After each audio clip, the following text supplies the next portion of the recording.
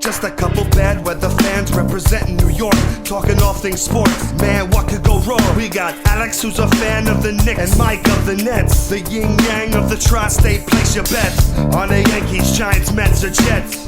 Yeah, you should listen if they're sparking your interest. If you made a vow to your team, don't break it. Bad weather fans is the relation.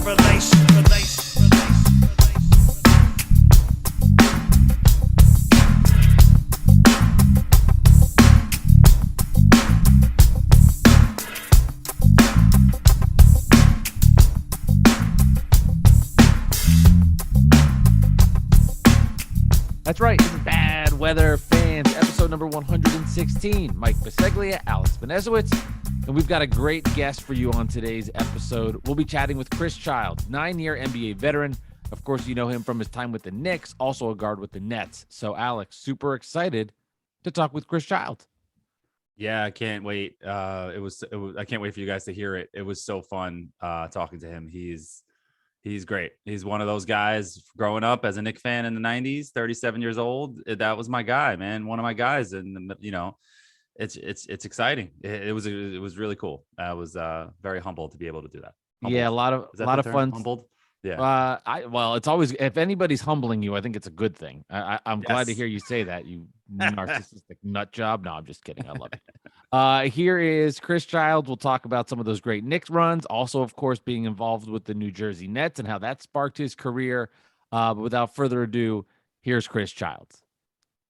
All right, it's Bad Weather Fans, and as promised, 9-year NBA veteran Chris Childs joins us here on the podcast. Chris, I'm the Nets fan. Alex is the Knicks fan. I know, of course, you spent a little bit of your career with the Nets and then a big portion of it with some great runs with the Knicks.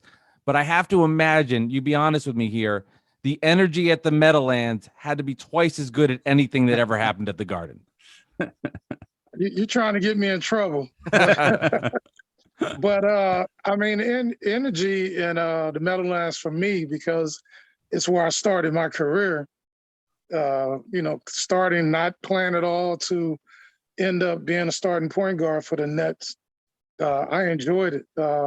We had a little success, but not as much as the talent that we put on the floor that we should have had. But just being in the NBA and being in that arena, the history, the guys that played before, the Dr. J, the Michael Ray Richardson, the Daryl Dawkins, all those guys, my friend Michael Korn, all those guys, it was awesome, man. That's cool. Yeah. So let's talk about your Knicks career, because that's what matters the most over here. But in 96, you, Allen Houston, and Larry Johnson show up at the Garden. John Starks is a starter. He ends up going to the bench, wins Sixth Man of the Year. You show up and eventually Charlie Ward becomes a starter, but you're still playing hard. Those teams really, everybody was selfless on those teams, and it's something that why everybody still connects to those 90s Knicks teams. Can you just talk about how that locker room was and how it was? Why you guys connected so much with the fans and why everybody was on the same page and how that's so hard now. Well, we had a great chemistry. We didn't need the coach, the owners, or anybody to police us. We policed ourselves. Mm-hmm. I worked my butt off to get to the league and, get to New York and be a starter. I gave my position, which, a little bit, later on in life, I kind of regret it because I worked my butt off, but I'm always the better for the team. Jeff and I had a conversation that, I can still play starter minutes, but he wanted a different spark coming off the bench. But it wasn't just us, man. It was the fans. It was the city. We wanted to make them proud of us. We wanted them to come and we wanted to put on a show. Oak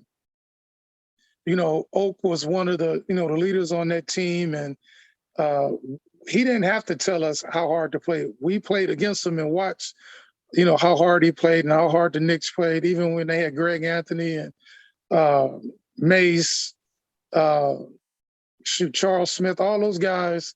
John was on those teams, and they played so hard. So the energy in the Garden forced you to play as hard as you could, because I remember when I first got there and I was starting, I think it was against Minnesota or one of the Midwest teams, I hit the winning shot, my first game.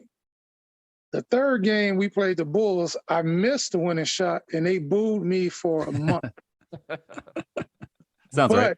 But yeah, but I never stopped playing, and so they saw that I couldn't be rattled by anything or the fans booing or whatever.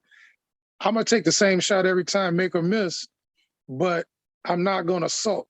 I'm not going to allow that to affect all the other things that occur in the game. And then once Larry and Allen and we had our first meeting, team meeting without the coaches. All we talked about is how hard we needed to play. There's going to be teams that can outshoot us, outjump us, outrun us, but they want our workers. And that's what carried us against, teams, the Bulls, Indiana, Miami, all those great teams, is that we wouldn't allow them to outwork us. And then, the chemistry with Patrick, being in there, and he was, he still had about 3 or 4 years left in him. And I wish we could, if he wouldn't have got hurt that year, I think we would have had a shot to go all the way. But things happen for a reason, and it didn't happen for us.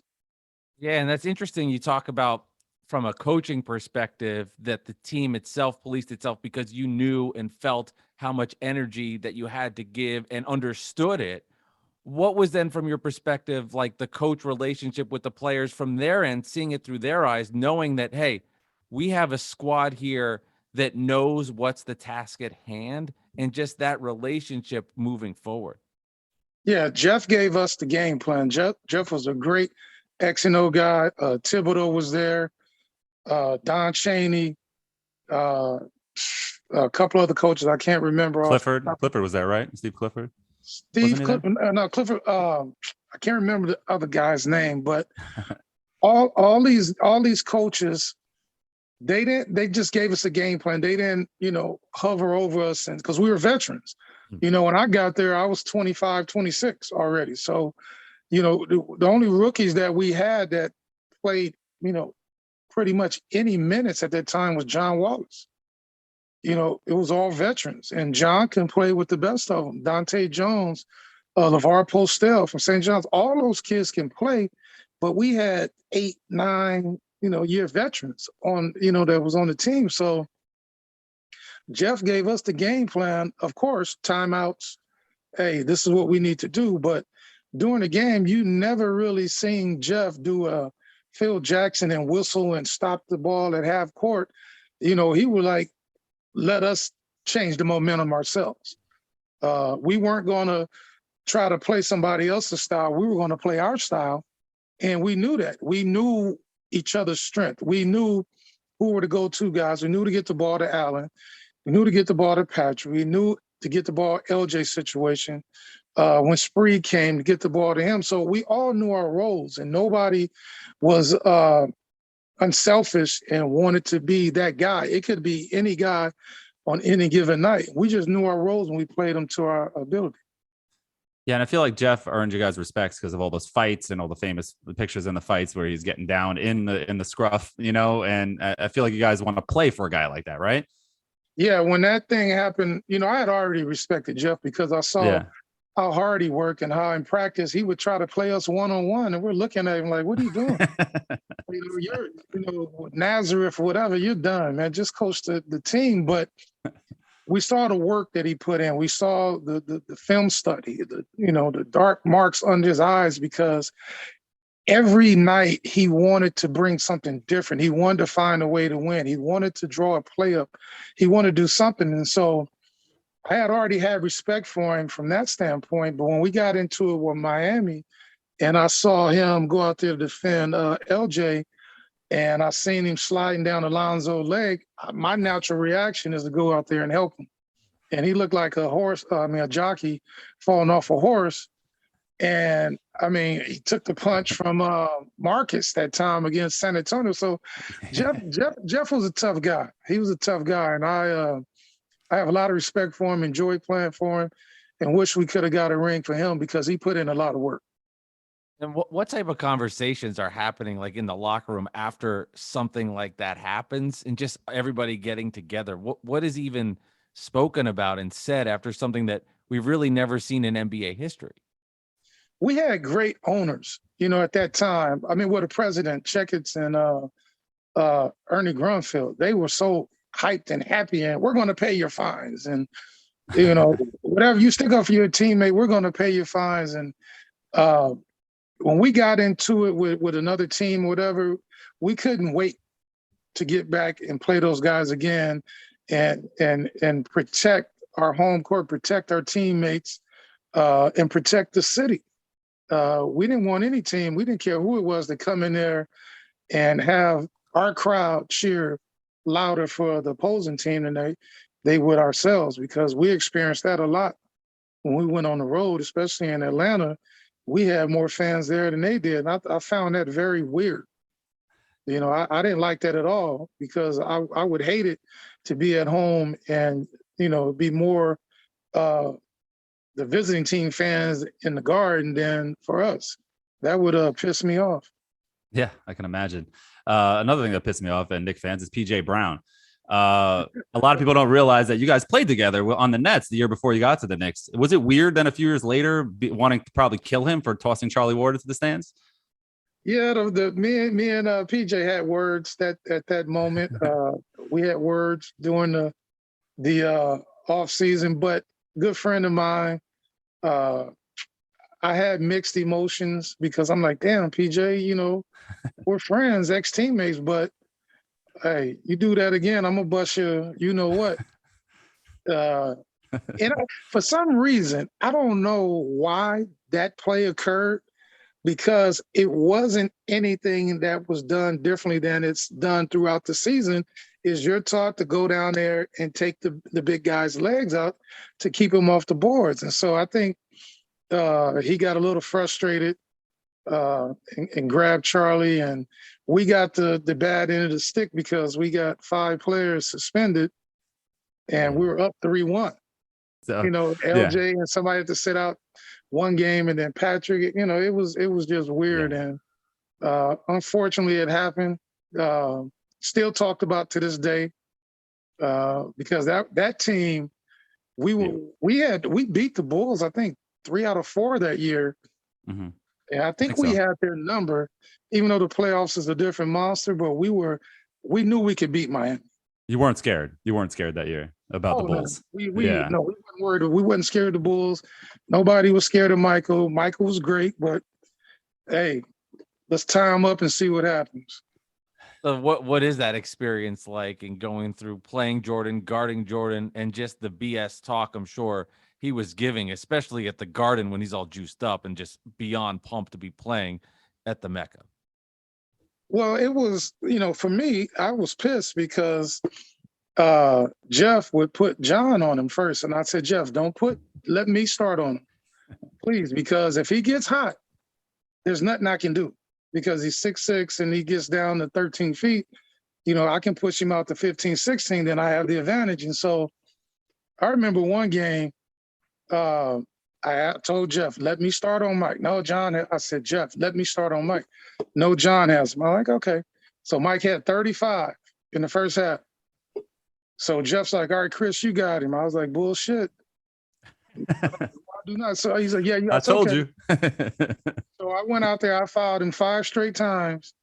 I was like, you're not going to have 55 on me. And I went and sat down, because once he gets going, there's nothing you can do. There's nothing you can do, because he's that great of a player. But to play against him, Kobe, rest in peace, AI, Rod Strickland, who I think is one of the most underrated guards to ever play, him and Terrell Brandon, Mark Price, Kevin Johnson, Stephon Marbury, all those guys, when you have the ball in your hand, you're pretty much unstoppable. You got to pray and hope that, they have an off night. So I enjoyed the challenge, especially when they came to the Garden. Yeah, you got to protect the home floor, right? That was all what it was all about then. At any cost. So another famous play you're part of is the Larry Johnson 4-point play. Obviously, I jumped out of my chair with my boy Randle. Like I didn't see this moment because I was just jumping. We were in each other's like, oh my God, you believe it? And you went over to Larry Johnson and calmed him down. Like, dude, you got to hit your free throws. What exactly did you say to Larry Johnson in that moment?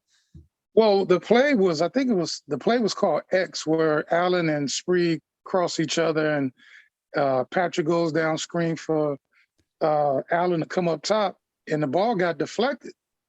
So it ended up in Larry's hands. And once Larry had it, they denied Spree and Allen.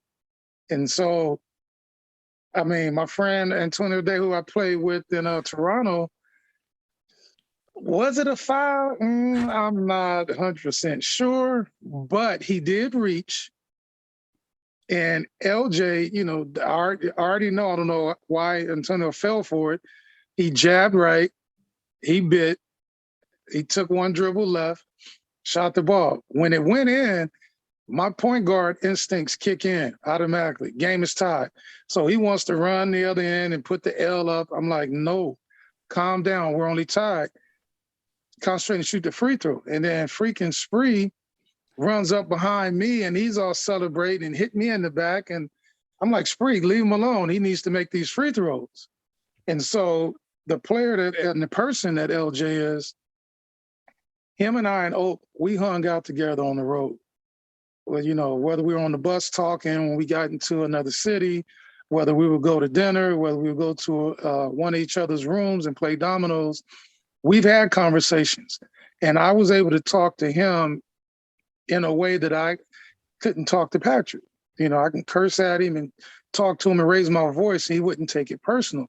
So when I told him, look, you need to calm down, the game is tied, he automatically clicked back in, concentrated, and knocked that free throw down. It's one of the biggest shots in the history of the Garden. When you're going to the finals in 99, the 8 seed, it's the shortened season with just the 50 games.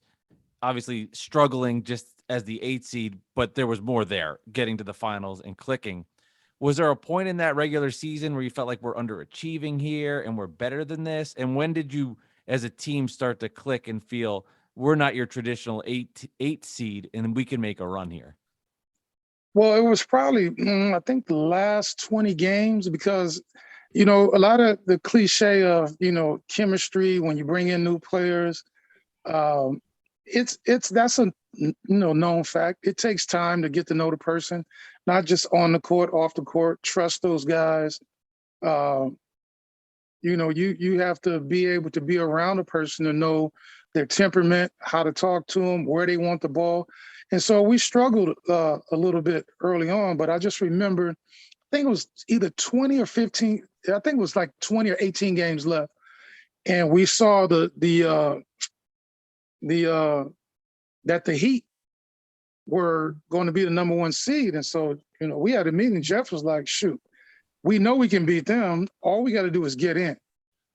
And we just clicked, and everybody became so unselfish in that we said, okay, we got these 2 dynamic scorers in Allen Houston and Spreewell. We got this bungee cord, Gumby, freak of nature center in Marcus Camby. You know, we got LJ is going to do what he does. Let's just play our roles and see what happens. And I think we won, 11 out of 15 to make it. And we got in, and then we looked and said, we saw the standings and we got Miami. We was like, we can beat these guys. We already know that. We know it's going to be tough, but we know we can beat them. And once we matched up with them, and you can see the look in Pat Riley and Thibs, and they were like, oh, shoot. We got to play these guys. And, you know, we didn't have that look. You know, we had nothing to lose. We just knew that we were better. We were a more athletic team than them. And as long as we kept the ball in a full court in a faster pace, that we can, you know, not let them set their defense up in the half court, and we can get them into an up and down game. And, you know, Allen just, you know, H2O did what he did and hit a winning bucket. But it was a battle. I mean, that was one of the greatest series that I've ever been a part of. And I mean, Miami, I didn't like them. I still don't like them. I'm watching the game now, and I still hate them. I hate the arena. I hate the red. I hate the orange. I hate everything about them. But no, it was it was fun playing against them. Yeah, I mean, hate Riley is very common around Knicks fans, so I understand that. That Allen Houston game winner to win the series. It's funny because you see Patrick in the corner with the hand in the air. Was a play for him and Houston just went in, or was it kind of Ewing just thought he was open and like, here, pass me the ball? Well, yeah, Patrick, he wanted the ball, but the play was for Allen. You know, it wasn't a lot of time to make a quick decision to, you know, look for Patrick dumping in the post. So I told Allen, you know, numerous times when he played against Dan Marley, do not let him get his hands on you. Don't wait, go quick. And he didn't do it the whole series, but that for some reason, that play, as soon as he caught it, he went. And so he got by Marley. Marley couldn't put his hands on him, and so he had an open shot, and, you know, the Lord blessed us for it to drop. You know, as a Net fan growing up and, you know, respecting the history and seeing everything with the Knicks, what do you think from your end being on the Nets and on the Knicks? Did there ever feel like there was a little rivalry there, or were the teams in kind of different directions that it never really existed? Because it's brewing up now as the Nets have moved to Brooklyn, Durant, Irving, and things have changed a little bit and kind of simmered up a little more. Did you see it when you were in Jersey or in New York? Yeah, it was always a rivalry because the Nets were like the Knicks' little brother. You know, the media market of New York and the, you know, through the tunnel Jersey. to Secaucus, you know, and I felt that because I remember when I was with the Nets and I was going up against Derek Harper, and Derek pretty much taught me how to play NBA defense when I was trying out with the Mavericks when he was with Dallas. And so to have the opportunity to, and I remember when I was in Dallas and I was trying to make the team, and he knew that I was better than Steve Alford. And he knew that I was going to make the team because I led the team in scoring and assists during the preseason. He gave me one of his convertible Mercedes to drive around Dallas, you know, while I was in training camp. So he knew that I was going to make the team. And so when I got cut, to my mistake of not being an adult about it, John McLeod was the coach. And so he called me. I was in the room and he said, well, Chris, you know, we drafted Steve, so we got to keep him, but we got to let you go. But I want you to come downstairs and talk to me. And I hung up the phone on him. I'm like, you know, bump that. And that was a mistake on my part of not being an adult, because I think for about the next 3 years, I kept, you know, getting to the final cut, getting cut again. But me not handling that situation the way I did cost me, you know, 3-4 years in the CBA. But when I left Dallas, Derek told me, he said, you continue to work because you can play NBA defense. You can shoot the ball when you're open. He said, just continue to work, you'll get your break. And so when I got to the Nets and he was with the Knicks and we matched up against each other, he wouldn't talk to me. I mean, not a word. Mind games. Nothing. And so I'm like, what the heck? But then it hit me. This is what he's talking about. You're in the NBA now. You're an adult. You're part of a team. And so, ironically, we play the Knicks towards the end of the season, and I think the game is tied or something. And Derek comes down. I steal the ball from Derek, one of his moves that he taught me, and I go down and score the winning basket. And he didn't talk to me after the game, but he called me and he said, job well done. You finally figured it out. But then they bring me in the following year to take his place. So it was ironic, but he's a big key component to the success that I had in the NBA. That's really interesting. I didn't know that connection with you in Dallas. Willis Reed also was your, you know, obviously a big part of the Knicks history, one of the best Knicks of all time, champion, MVP. He was actually your executive in New Jersey when you were at the Nets. Did you have a lot of interactions with him, obviously, but, you know, what were your thoughts on him at that time? Yeah, we had a lot of conversations. He enjoyed the way I played the game. He knew a little bit about me because Willis was at Creighton University when one of the guys from my hometown went to Creighton. And so his name is Otis Jennings, and he spoke to Willis about me. And so when I got there, you he told me just, stay focused on your job. Don't worry about nobody else's. Be a professional. Understand that you only practice maybe 4 hours a day from the gym to the weight room. Make sure you balance the other 20 hours of your day and not get caught up in the limelight of the city. And he would tell me that, like, shoot, it seemed like every other week. And so he was trying to be a father figure to me. I would listen to him because he played at the highest level. He won the championship.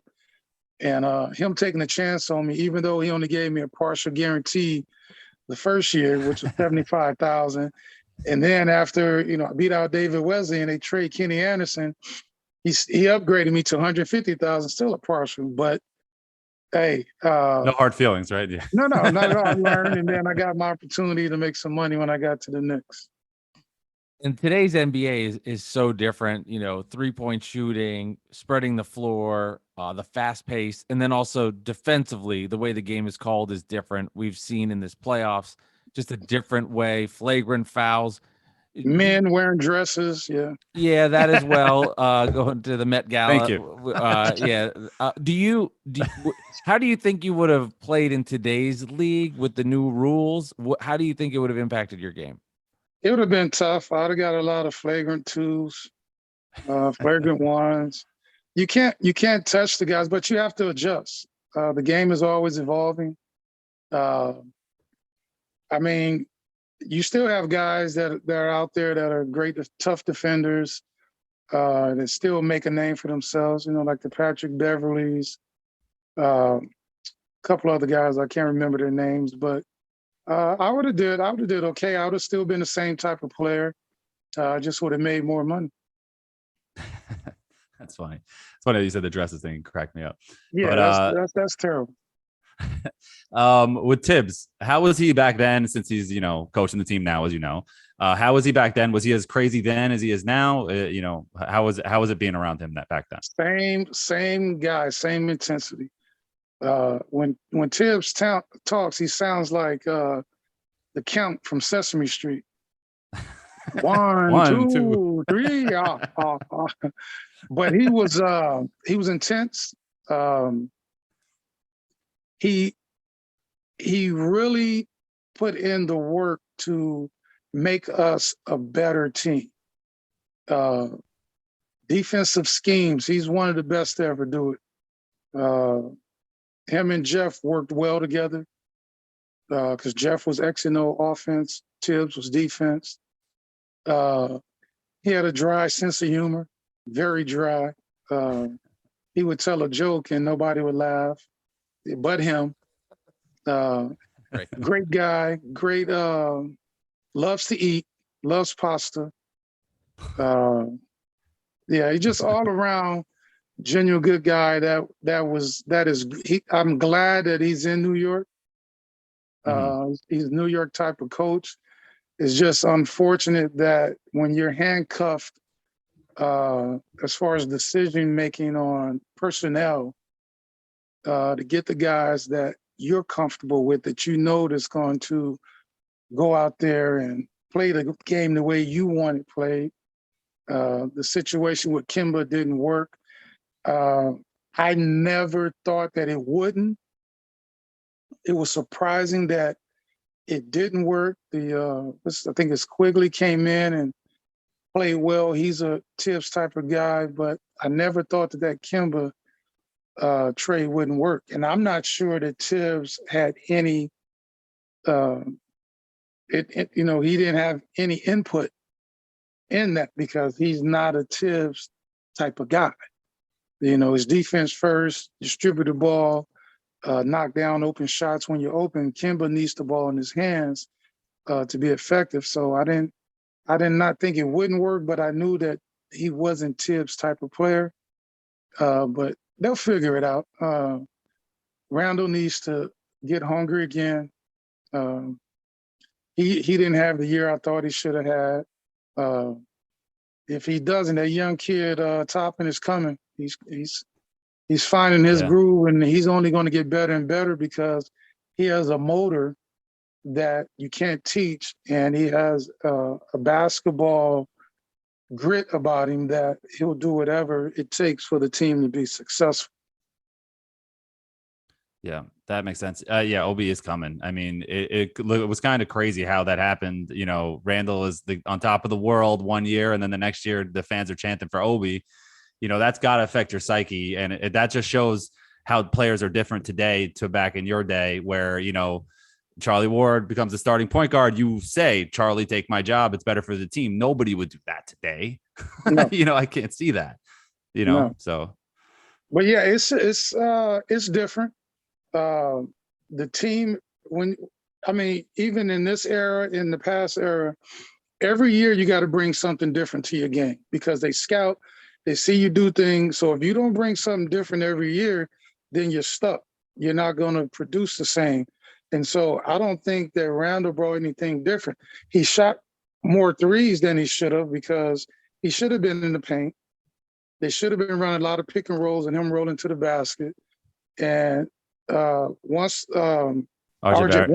he found his groove and saw that Randle wasn't going to take the lead, he was like, you know what? Let me take it. Let me take the team to the next level. Let me get myself there because he didn't have the success that everybody expected him to have early on. So each year it changes. If you don't come prepared and bring something different, then the other guy is going to step up. And I think that's what happened with him. And mentally, I think that he let the fans and the media get in his head when he should have just been out there, worried about the guy in front of him.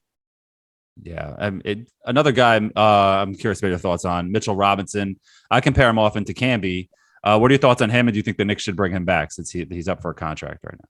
Yeah, he's in that mode. I don't see why they wouldn't bring him back. There's nobody out there at that position right now that is warranted to bring in that's available because everybody that's a center that's playing well, they're going to get maxed out anyway. So I'm pretty sure they're going to move Kemba, so they'll be able to pay Robinson max dollars. So you need somebody in there to clog up the middle. He's shown he can do that. He is injury prone right now, so he needs to bulk up just a little bit more to take that pounding in the paint. But he's effective at what he does, and they should bring him back.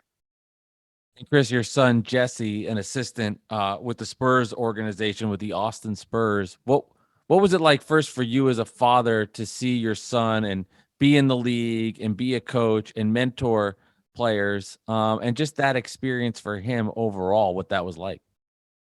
Well, that's that. He's an amazing young man. He paid his dues. He played and he kept getting hurt and couldn't make a team because he was getting hurt, but he found the love that he has, and that's to teach. And I've with all my kids, I step back. I don't get into their stuff. They call me for advice. I'm there for them. I'll give them my opinion, and then you make your decision. But to see him out there and go to the games and see him coaching and seeing the thing that I'm impressed with is the rapport he has with the players. I saw that when he was down in Arizona, when he started off coaching James Harden's AAU team. That didn't go well, but he stuck to it. He started training. He brought in Dame Lillard, a lot of different players he was training, and I saw the growth. And, he never once asked me to call this person, call that person, even though I did anyway without him knowing. But I never called and said, give my son a job. I would ask him to just pay attention to what he's doing down there in Arizona and watch each player that he trains, watch their improvement, and then ask those players about him, and then you make your decision from there. And there were a lot of guys that, helped him out and spoke highly of him. Monty Williams, I can't thank him enough, and he's such a great person, great guy. James Jones, John Lucas down there in Houston. All those guys spoke highly of my son and helped him get the opportunity to go out there and coach and realize his dream. And he'll be in the NBA on the sidelines probably in the next couple of years. More difficult for you, playing in a big game or watching your son play or coach in a big game or big moment? Oh, watching him, watching my daughters run track, watching my daughters play volleyball. That's tough because I'm an emotional person, and so whatever they're going through, I'm going through with them, and so it's hard for me to turn it off. So I have to be dad and comfort them when things don't go their way, and so I can't nitpick and like, hey, you need to do this. So Right. I have to just give me a hug. You know, if you want to cry on my shoulder. Let's go get something to eat, and then we'll sit down and watch film. And I'll just point out things and let them watch and let them point out things to me, and then they'll give me their side, and then I'll give them the advice. But it's way tougher watching your kids go out there and to compete. And I know you're doing some great work in the Jacksonville area for fatherless young men and for the homeless. So I'd love for you to speak about your foundation. And if for people, once you talk about it, of course, if they want to donate, I think would be awesome. So would love to hear more about that as well, Chris. Yeah, I've always trained and worked with kids. Going back when I was with the Knicks, when I used to bring a girls team and a boys team to New York to play in John Stark's camp every year, whether it's young women, young men. I enjoy giving my experience that I played and share with them. I got training tomorrow at 5 a.m. I make the kids get up at 5 in the morning. We run hills, we go to the gym, we go to the beach, we run in the sand. We jump hurdles uphill. I make hurdles out of PVC pipes, and we flip diesel tires. I mean, we do a whole bunch of stuff. And then twice a week, we go to the same gym an hour before, and we sit down and we just talk about life. We talk about things that's going on in their lives, at home, at school, because a lot of these kids don't have positive influences in their household. And they're afraid to ask questions because they think that not knowing the answer is making them feel dumb, and that's not the case. And so I just give them an outlet to sit down. I make dinner, I make breakfast. We go out to pizza. I have 35 kids that I mentor and work with. We do that like 3-4 times a week. Being down here in Jacksonville, the homeless is on a rise. I'm not from here, but I live here. And driving downtown and seeing all the homeless, I couldn't just sit there and not do anything. And so when my dad was living, we did that in my hometown of Bakersfield, California, where we would drop off water, tents, food. And so I just started doing that here. I just started driving downtown, dropping off water, food. And then when it starts raining, I started working with a group that had essentials that I would get and pass out ponchos, soap, blankets, and everything. But I found that me just dropping that stuff off wasn't doing enough. And so I started going down there with them and just hanging out and just talking and getting to know what they're going through and how can I help you to, do something better, whether it's finding you a skilled trade, whether it's getting you a bed in one of the shelters. I mean, whatever I can do to help change this, that's what I do because I love it. It's my passion. I think God touched me. It's probably my father telling me from above, look, you need to continue this. That's what Child's Play Foundation has always been about. And I'm going to continue to grind, man, and get out there and try to make a difference. I got 5 kids that's be Division I players. I got 2 7-footers that are going to be in the NBA here real soon. They're only 16, but there's something to behold. But I'm just doing what I've always done, man. I love the game. I love to teach. And I'm going to continue rooting for the underdog. I don't go on these big podcasts, the smoke and all that stuff, because that's not me. I'm just a normal guy, man. Well, thank you for coming on. I really appreciate it. You have no idea what this meant to me, for you coming on, growing up watching you. I really appreciate everything you and your teammates did for me during my life. And it's just time in my life that I'll never forget. It made me the Knicks fan that I am today. So thank you for that. Just wanted to say that. You guys are very welcome, man. Anytime. I love to chat, talk about basketball. We can talk about anything. But next time, we definitely got to talk about this dress code. That stuff is crazy. You know, like Ben Simmons' outfits on the sidelines when he's looking like The orange pants. Yeah, I mean, Hey, man, we wore suits on the bench, man. So Right. I guess it's just a different era. I don't want to sound like a bit. I'm not bitter, but whoever their stylists are, they need to fire them and get a new one. They're trying too hard, right? They're trying too hard. That's all. Too hard. Yeah. that's great. Well, Chris, yeah, we appreciate it. I echo the sentiment from Alex. Really enjoyed this and love the words of wisdom for parents. As a new parent myself, you know, hearing that really resonated, and it was awesome to hear. So appreciate those words. You're talking to two NBA lifer junkies. We love it. And we both got hooked when we were younger. Alex with the Knicks, me with the Nets, because it was $10 to get into the arena. My dad goes, we can see everybody else, so this is kind of cool. Here's Charles Barkley. Here's Akeem Olajuwon. So that was kind of the deal. But we love hoops, so we really appreciate your time tonight, Chris. Hey, man, you're welcome. You're very welcome. Like I said, anytime. Congratulations on the newborn. Thank you. It was not the Meadowlands. Always history. And one more coach I forgot to mention for two coaches. Yeah. Well, let me name them all real quick for the Nets. Let's do it. Butch Beard, Stan Albeck, Jerry Eves, and Clifford Ray. Yes. Those four guys, I love them to death because they gave me opportunity.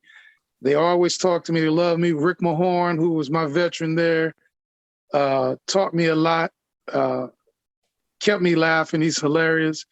Jason Williams, Dwayne Shinsis, Chris Morris, Derek Coleman, Kenny Anderson, Chibs, Kevin Edwards, Rex Walters. I'm missing a few guys. Not good. Michael Korn, Ian Bagley, all those guys, man. Love you. We had a blast, and all my Knicks family, they know who they are because I ride with them to the end. I'm a Knick, I'm a Net. Brooklyn is kind of hard because I'm like, that's there, but they're in the New York Mecca. But I came from both teams, so I root for them. When they play against each other, I don't like watching the game. Yeah, me either, man. It's all stress. Awesome. Well, Chris, thank you again. Appreciate it. All right, guys, you're welcome, man. Stay blessed and be safe. All right, everybody. Hope you enjoyed that conversation with Chris Childs. I know that we did. It was a lot of fun, Alex. And it's we had Kerry Kittles on this episode on this podcast. It's fun to reminisce with some of our guys that were a big part of our childhood, and really why you're a diehard Knicks fan growing up in that time and seeing those magical runs for your team in the 90s. So it's cool to catch up with Chris and get that behind the scene look at some of these stories that you don't get to hear every day. Yeah, and we tried to gear the questions to not do the same things that everybody's heard over and over. So I hope you guys enjoyed that. I think we got a new perspective on some of the things that happened in the late 90s. We heard it. There's a bunch of books out now on it. Everybody's heard a bunch of the stories. Right. But I think we got some fresh perspectives from Childs, some of the things, how he felt that he had an expectation being at the Garden and being with the Knicks now, especially being in New Jersey first. He got the deal and John Starks was still there, et cetera, how there's an expectation to play hard. There's an expectation to be all for one, one for all, lack of a better term, a phrase. And that's just great to hear and just doesn't exist anymore. So, well, two things that our teams lacked desperate. I mean, the Nets lacked it, of course. And then the Knicks lacked it in all their chemistry with Randle, the Nets with all of their crap. So it was the culture that was there with those 90s teams and playing hard and outplaying your opponent. For the Knicks, they ended up just running into Jordan, who, he's Michael Jordan. or wasn't enough. David Stern with the PJ Brown incident that we discussed. He retired. He suspended everybody because Ewing walked to the half court and then turned around and walked back up. He's got to be suspended in the playoff. Like, come on. Wow, it's amazing. Yeah, here's a weird thought. This has nothing to do with anything, but I want to get your thoughts on this. This was something that was in my mind last night, the other night.